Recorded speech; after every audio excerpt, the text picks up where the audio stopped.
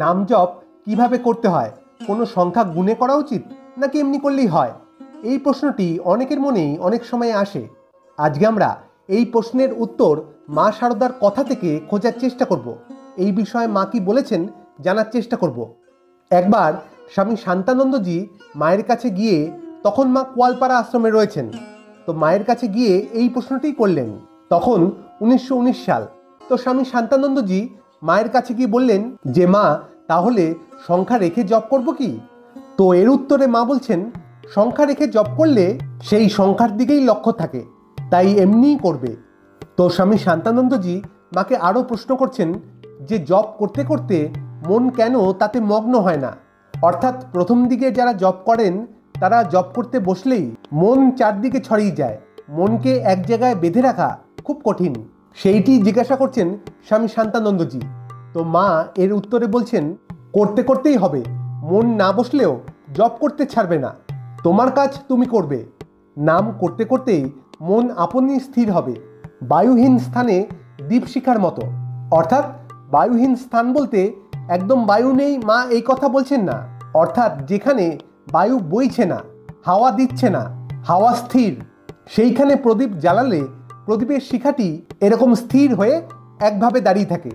কিন্তু যে স্থানে হাওয়া দিচ্ছে, হাওয়া বইছে, সেই স্থানে প্রদীপের শিখাটি এরম এরম করে নড়তে থাকে। সেইটি মা বলছেন যে হাওয়া থাকলে প্রদীপের শিখা স্থির থাকে না। ঠিক সেরকমই আমাদের মনেও কল্পনা, বাসনা ইত্যাদির হাওয়া বইলে আমাদের মন স্থির থাকতে পারে না। মা আরও বলছেন যে ঠিক ঠিক মন্ত্র উচ্চারণ না হলে তখন দেরি হয়। তো শ্রীমা এবং স্বামী শান্তানন্দজির এই কথোপকথন থেকে আমরা জানতে পারলাম যে নাম জপ কখনো সংখ্যা গুণে করতে নেই, তাহলে সংখ্যার দিকেই মন চলে যায়। অর্থাৎ যদি আমরা সংখ্যা গুনি তাহলে তো আমাদের প্রধান লক্ষ্যই হয়ে গেল সংখ্যা, যে কখন অমুক সংখ্যা পূরণ হবে। নাম জপ মানে কি? মানে হলো আমাদের ইষ্ট দেবতা বা গুরু, যার নামই জপ করছি, তার সাথে আমাদের মনের একটা কানেকশন তৈরি করা।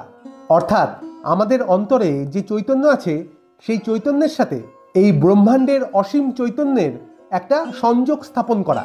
বারবার তার নাম উচ্চারণ করতে করতে তার সাথে আমাদের মনের একটা যোগ স্থাপন হয়, একটা কানেকশন হয়। এইটি একটা যোগ প্রক্রিয়া, আমাদের জীবাত্মার সাথে পরমাত্মার একটা যোগ স্থাপন।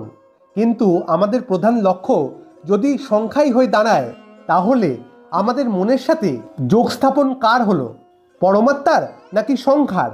কারণ আমরা তো একভাবে সংখ্যার চিন্তা করলাম, মানে 1, 2, 3 মনে মনে সংখ্যার ছবি ভেসে উঠল, এবং সংখ্যা তো একটা পার্থিব জিনিস, তার মানে আমাদের মন একটা পার্থিব বস্তুর সাথেই কানেক্টেড হলো। কিন্তু আমাদের নাম জপের আসল উদ্দেশ্যই হলো এই জগতের পারে গিয়ে অপার্থিব শক্তির সাথে যোগাযোগ স্থাপন করা। কিন্তু সংখ্যার ক্ষেত্রে আমরা এই পার্থিব বস্তুর মধ্যেই ফেসে গেলাম। একটা পার্থিব বস্তু থেকে মনটা তুলে আরেকটা পার্থিব বস্তুতেই সেই মনটা দিয়ে দিলাম।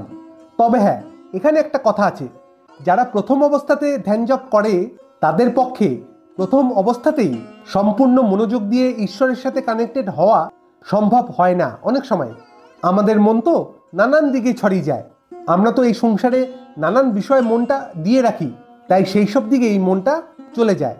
তাই প্রথম অবস্থাতে এই নাম জপটিকে ইন্টারেস্টিং বানানোর জন্য অনেক সময় এই সংখ্যা গোনা একটা সুপদ্ধতি হয়ে উঠতে পারে। হয়তো করগুণে সংখ্যা গুনলাম, বা হয়তো খাতায় লিখে লিখে করলাম, তাতে একটু ইন্টারেস্টিং মনে হলো, মনটাকে এত দিকে ছড়িয়ে না দিয়ে একটু এক জায়গায় ধরে রাখা গেল। ওই যে খাতায় লিখছি, ওই যে হিসাব করছি, ওই দিকে মনটা আটকে গেল। তো প্রথম দিকে এইভাবে আমরা মনটাকে এক জায়গায় আটকাবার প্র্যাকটিস করতে পারি, সেক্ষেত্রে সংখ্যা গুণে নাম জপ করা যায়। কিন্তু কিছুদিন পর যখন মনটা একটু স্থিতিশীল হয়, তখন এই সংখ্যা গোনাও বর্জন করতে হয়, বা এক সময় গিয়ে আপনা থেকেই এই সংখ্যা গোনা আর আসে না, তখন আপনা আপনি এইসব খসে পড়ে যায়। তখন আর কিসের সংখ্যা, তখন এগুলো আর নিয়মবোধ হয় না, তখন ভালোবেসে আন্তরিকতার সাথে করতে হয়, আপনা আপনি আর সংখ্যা গুনতে ইচ্ছা করে না। আজ এটুকুই, আবার দেখা হবে অন্য কোনো ভিডিওতে। ভালো থাকবেন, সুস্থ থাকবেন, ধন্যবাদ, জয় মা।